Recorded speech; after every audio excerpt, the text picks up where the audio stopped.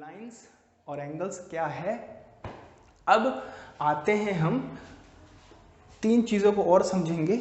इन तीन चीज़ों को समझ लेंगे तो हमारा लाइंस एंड एंगल्स लगभग पूरा समझ में आ जाएगा। जैसे कि आता है अब कॉम्प्लीमेंट्री एंगल्स।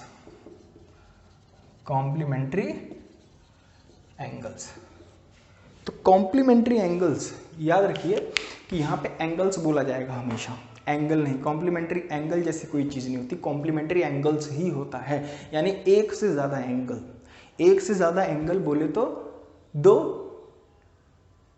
अब कॉम्प्लीमेंट्री एंगल्स में होगा क्या, sum of two angles is 90 degree, यानी किन्हीं भी दो एंगल्स का अगर सम 90 डिग्री के बराबर है तो वो दोनों एंगल्स हमारे कॉम्प्लीमेंट्री एंगल्स कहलाएंगे।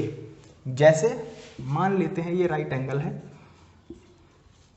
ABC, ये राइट एंगल है, यानी ये पूरा यहां से लेके यहां तक 90 डिग्री है। अगर मैं इसमें एक रे और जोड़ दूं, इसको नाम दे दूं D, तो यहां पे हमको दो टोटल कितने एंगल देखने को मिलेंगे, तीन।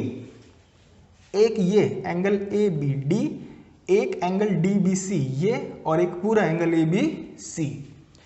पूरा एंगल ABC तो है 90 डिग्री, और अगर देखा जाए कि मैं इस एंगल और इस एंगल को जोड़ दूं तो भी पूरा एंगल बनेगा। तो यही चीज है कॉम्प्लीमेंट्री एंगल्स की, कि एंगल ABD ये वाला angle plus angle DBC, angle DBC ये वाला एंगल, ठीक है, ये वाला एंगल, इन दोनों को जब जोड़ेंगे तो ये 90 डिग्री आएगा। क्यों? क्योंकि एंगल ABC हमारा 90 डिग्री है, तो यानी angle ABC and angle DBC are complementary. इसी तरह से सप्लीमेंट्री आएगा,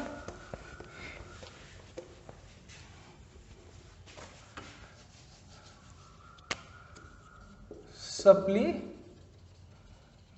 angles, sum of two angles is 180 degree. जहां भी दो एंगल का सम 180 डिग्री होगा उनको हम सप्लीमेंट्री बोलेंगे। जैसे कि एक स्ट्रेट लाइन, स्ट्रेट लाइन हमेशा 180 डिग्री शो करती है। इसको नाम दे दो ABC, angle ABC is equals to 180 degree. ये पूरा एंगल क्या है, 180 डिग्री। अगर मैं इसमें एक रे और जोड़ दूं तब ये वाला एंगल और ये वाला एंगल दोनों को मिला के पूरा ABC बनेगा जो कि 180 डिग्री है। इसका मतलब angle ABD and angle DBC are supplementary. Angle ABD plus angle DBC is equals to 180 degree. इसका मतलब एंगल ABD और एंगल DBC क्या है, सप्लीमेंट्री एंगल्स हैं। सप्लीमेंट्री एंगल से ही आपका लीनियर पेयर निकल कर आता है, जो कि समझना बहुत ज़रूरी है। बहुत इजी चीज़ है, कोई बहुत बड़ी चीज़ नहीं है। लीनियर पेयर, पेयर बोले तो जोड़ा, यानी दो एंगल्स जिनका सम हमेशा 180 डिग्री रहेगा उसको लीनियर पेयर भी बोलते हैं। जैसे ये सेम स्ट्रेट लाइन वाला केस, एंगल PQR 180, इसमें हमने एक OQ रे जोड़ दी है। अब ये दो एंगल्स मिलकर 180 डिग्री ही बनाएंगे, यानी angle OQP and angle OQR are linear pair. ठीक है, तो यही बेसिक है लाइंस एंड एंगल्स का। इसको आप अगर समझ लेंगे तो बहुत अच्छी बात होगी। थोड़ा सा NCERT पढ़ेंगे तो बहुत ही आराम से आपको समझ में आ जाएगा। कोई बहुत बड़ी चीज़ नहीं है, लेकिन हाँ, जब तक प्रैक्टिस नहीं करेंगे तो आपको कोई कितना भी पढ़ाए, कोई कितना भी समझा ले, जब तक आप प्रैक्टिस नहीं करेंगे खुद से आपको कुछ नहीं आने का। Practice makes perfect.